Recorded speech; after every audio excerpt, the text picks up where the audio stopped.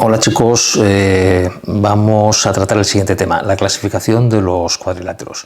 Ya lo hemos visto en clase, os hice un esquema y voy a repetirlo aquí. Dentro de los cuadriláteros tenemos tres grandes grupos, los paralelogramos, los trapecios y los trapezoides. Los paralelogramos son aquellos polígonos de cuatro lados que son paralelos 2 a 2.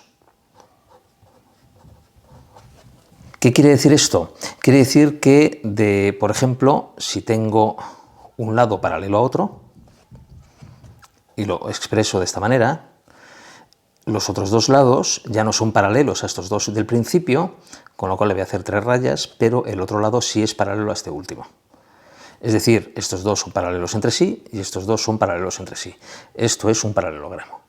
Dentro de los paralelogramos tenemos el cuadrado,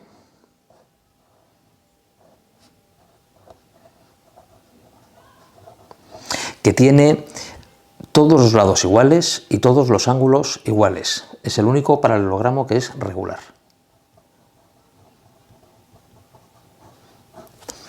Luego tenemos el rectángulo,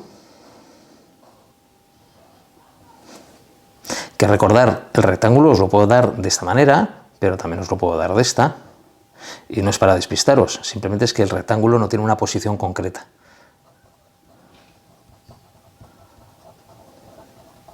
El rectángulo es irregular,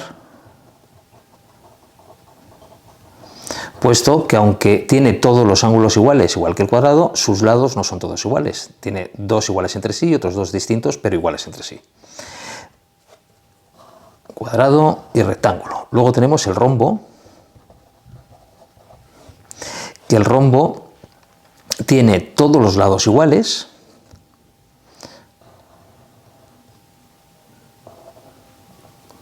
este lado es igual a este y este lado es igual a este, pero los ángulos no son todos iguales. Como veis, aquí tenemos un ángulo que es un ángulo cerrado y aquí un ángulo abierto. No son iguales todos los ángulos.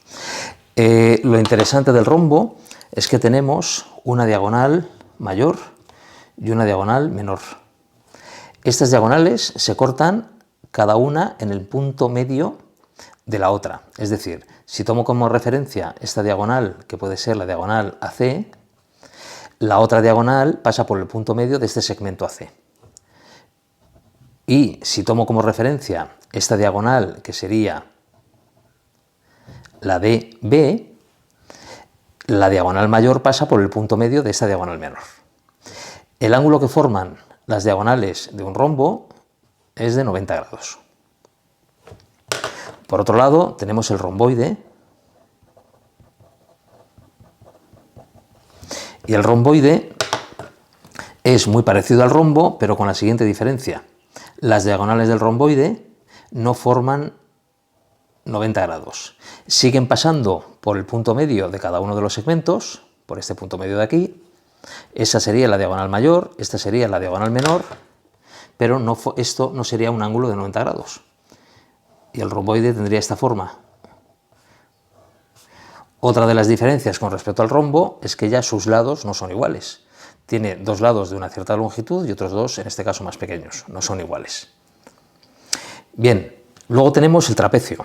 El trapecio lo que tiene son dos bases, base menor y base mayor, que son paralelas entre sí, pero luego tiene otros dos lados que no son paralelos entre sí. El trapecio puede ser isósceles, igual que en los rectángulos, puede ser rectángulo y también puede ser escaleno.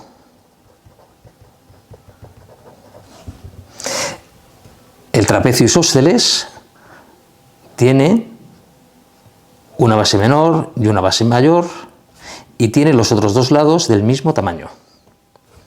Esta sería la base menor, esta sería la base mayor y estos lados son del mismo tamaño.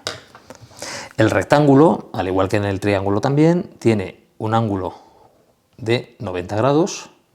Esta hemos dicho que sería su base mayor, la voy a llamar B. Esta sería su base menor y un lado de diferente tamaño. Y el escaleno tendría una base menor, una base mayor, y los otros dos lados son diferentes y, por supuesto, al ser diferentes ya no sería isósceles y ninguno forma 90 grados, tampoco sería rectángulo.